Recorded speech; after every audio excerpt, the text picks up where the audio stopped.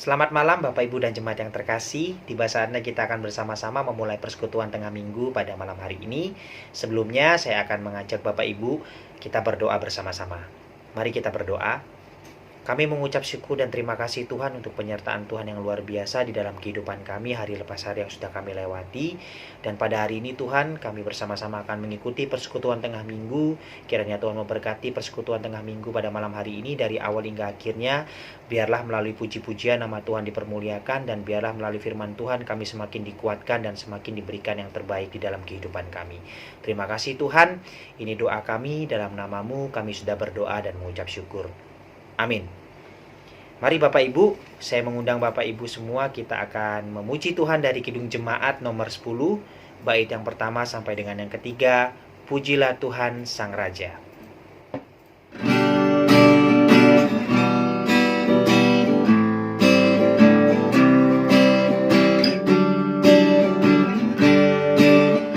Pujilah Tuhan Sang Raja yang Maha Mulia, segenap hati dan jiwaku pujilah Dia. Datang berkau bila musikmu bergaul, angkatlah puji-pujian. Pujilah Tuhan segala kuasa padanya,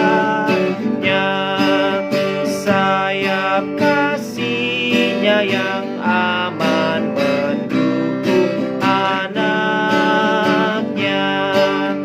Tiada terperi yang kepadamu diberi, tidakkah itu kau rasa?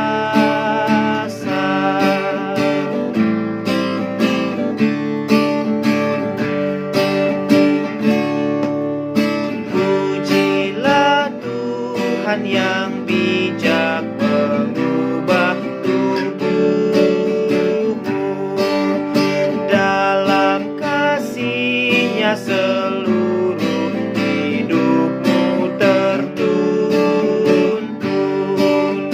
Hatimu tahu berulang kali engkau oleh sayap-Nya terlindung.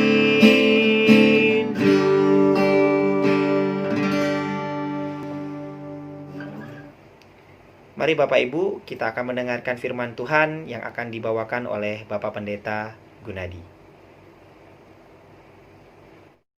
Selamat malam jemaat kekasih Tuhan Yesus Kristus. Marilah kita bersatu hati berdoa untuk memasuki pembacaan firman Tuhan. Ya Tuhan Allah Bapa Surgawi, kami datang kepadamu, mohon kiranya Roh Kudus Tuhan menolong kami untuk kami mempelajari akan firman-Mu pada persekutuan tengah minggu pada malam hari ini. Kami berdoa dan memohon hanya dalam satu nama Tuhan kami, Yesus Kristus. Amin. Jemaat sekalian, tema dari persekutuan tengah minggu pada malam hari ini adalah berakar di dalam Kristus. Sebagai bacaan, saya bacakan dari Kolose 2 ayat 7. Hendaklah kamu berakar di dalam Dia dan dibangun di atas Dia. Hendaklah kamu bertambah teguh dalam iman yang telah diajarkan kepadamu, dan hendaklah hatimu melimpah dengan syukur. Demikian Kolose 2 ayat 7. Di dalam kehidupan kita, saudara, kita sebagai orang percaya memaknai dan kita mengetahui bahwa ada angka-angka yang menarik dalam hidup kita. Misalnya angka 40, saudara, itu di dalam Alkitab cukup mencolok dan dianggap cukup penting. Misalnya di dalam Perjanjian Lama kita melihat Musa, itu dengan angka 40 sangat erat hubungannya. Karena diceritakan Musa berada di istana Firaun selama 40 tahun. Masa hidup dia dilanjutkan dengan di masa persembunyiannya 40 tahun kemudian dia bersembunyi di Midian. Dan kemudian 40 tahun yang ketiga adalah bagaimana dia mulai memimpin bangsa Israel keluar dari Mesir sampai di tanah atau di tepi tanah perjanjian. Di dalam perjanjian baru kita juga melihat Tuhan Yesus berpuasa, berdoa dan berpuasa selama 40 hari, 40 malam. Itu bisa kita lihat di Matius 4 ayat 2. Dan setelah kebangkitannya, Tuhan Yesus bersama-sama dengan murid-muridnya juga selama 40 hari. Kisah Para Rasul 1 mengungkapkan bahwa Tuhan Yesus bersama dengan murid-muridnya selama 40 hari sebelum dia terangkat ke sorga. Apakah makna angka 40 itu, saudara-saudara? Musa 40 tahun, untuk Musa 40 tahun adalah waktu yang cukup lama. Baik dia di istana, baik dia di negeri Midian, maupun dia memimpin bangsa Israel 40 tahun. Bagi Tuhan Yesus, saudara-saudara, berpuasa atau untuk kita pun berpuasa 40 hari 40 malam itu adalah waktu yang cukup lama berdoa dan berpuasa. Saya tidak tahu pernah kita berdoa berpuasa selama itu tidak. Nah, pertemuan terakhir Tuhan Yesus dengan murid-muridnya pun adalah waktu yang cukup lama dari kebangkitan itu sampai kenaikannya ke surga. Jadi saudara-saudara, 40 mempunyai makna yang penting.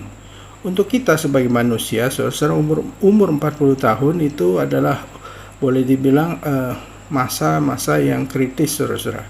Usia titik balik disebutnya 40 tahun, karena ada istilah life begin at 40 misalnya. Itu titik yang kritis yang harus hati-hati. Bisa setelah 40 tahun itu membawa kita ke puncak yang lebih tinggi lagi, atau justru menjadi titik balik di mana kemudian hidup kita menjadi datar, kemudian akhirnya menurun dan semakin merosot. Begitu juga dengan tubuh manusia, saudara-saudara, hukumnya secara biologis 40 tahun itu sebagai titik di mana kita merasakan tidak ada manusia yang semakin tua semakin kuat, atau semakin tua semakin gagah, semakin cantik. Rasul Paulus dalam 2 Korintus 4 ayat 16 itu mengungkapkan, biarlah tubuh ataupun manusia lahiriah itu semakin hari semakin tua, makin merosot. Tetapi saudara-saudara, Rasul Paulus mengatakan tubuh rohani, namun manusia batiniah kami dibarui dari hari ke hari. Ini saudara-saudara bisa jadi dan harus menjadi, harus diupayakan bagaimana manusia batiniah kita itu dibaharui dari hari ke hari, di mana kehidupan rohani kita tidak boleh seperti Kain. Kain yang semakin lama semakin tua, semakin pucat dan semakin usang, dan kemudian menjadi hancur. Tetapi seharusnya kehidupan rohani, sebagusnya kehidupan rohani kita itu seperti air anggur yang semakin tua semakin sedap, semakin tua semakin berharga. Semakin tua air anggur itu membuat orang bisa menikmatinya. Air anggur itu nilainya semakin tua itu semakin meningkat dan semakin mahal. Nah, saudara, faktanya ya dalam kehidupan berjemaat, bergereja, kehidupan jemaat di Eropa, ya itu jangan menjadi contoh.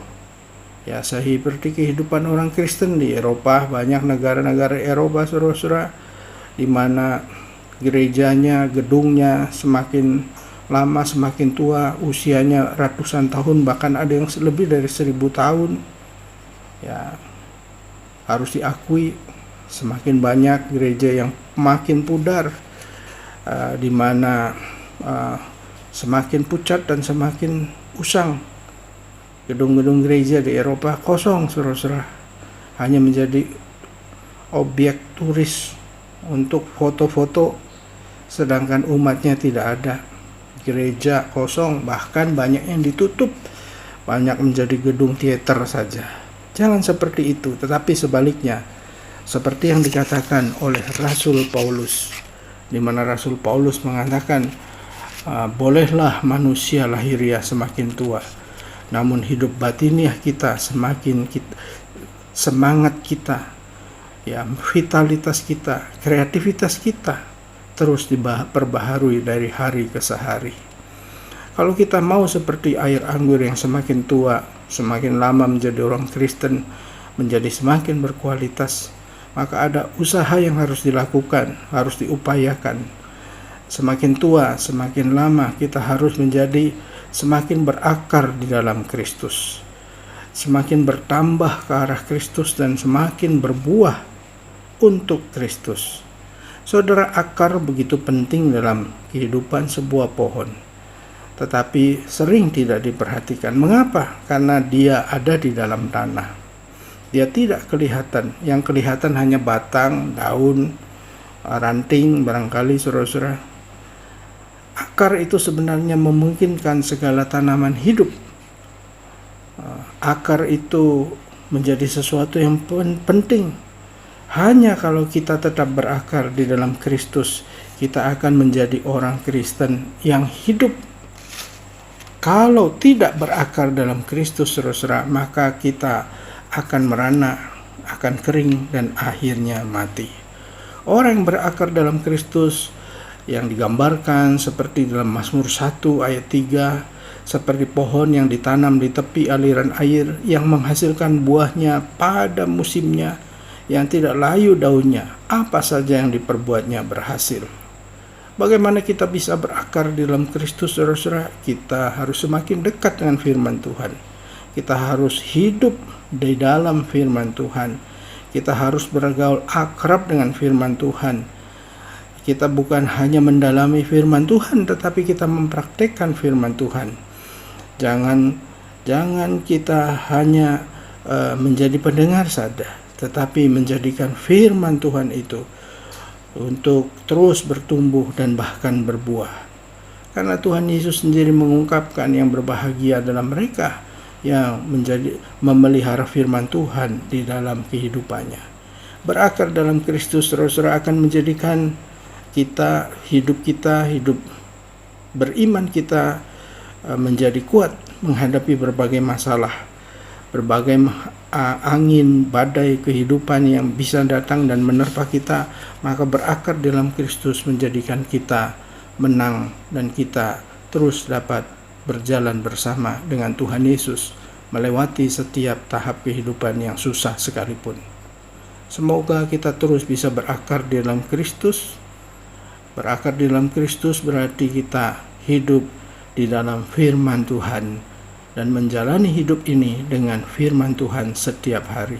Semoga Tuhan menguatkan dan menolong kita, Roh Kudus-Nya membimbing kita hari demi hari. Tuhan memberkati kita semua. Amin. Mari kita berdoa. Ya Tuhan Allah Bapa Surgawi, kami bersyukur kepadamu, ya Tuhan, karena untuk kami, bagi kami, firman-Mu tersedia. Biarlah ya Tuhan, kami boleh terus berakar di dalam Kristus.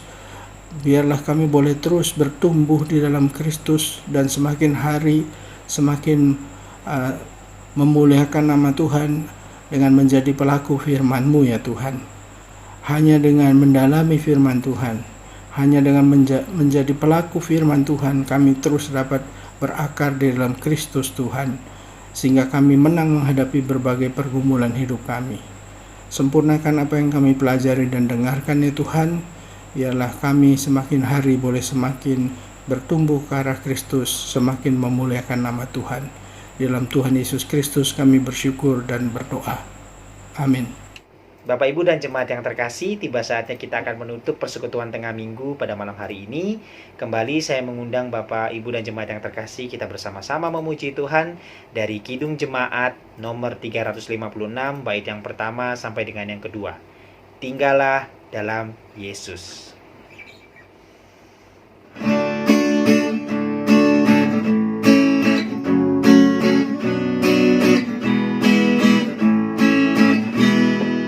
Tinggallah dalam Yesus, jadilah murid-Nya, belajarlah firman Tuhan, taat kepadanya.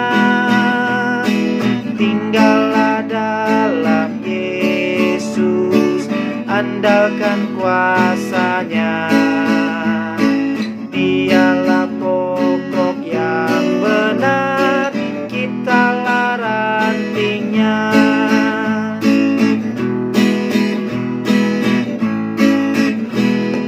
Kita sebagai ranting pasti berbuahlah, asal dengan setia tinggal di dalamnya. Tinggallah dalam Yesus, muliakan nama-Nya. Hidup berlimpah kurnia hanya di dalamnya. Selamat malam Bapak Ibu, Tuhan Yesus memberkati kita semua.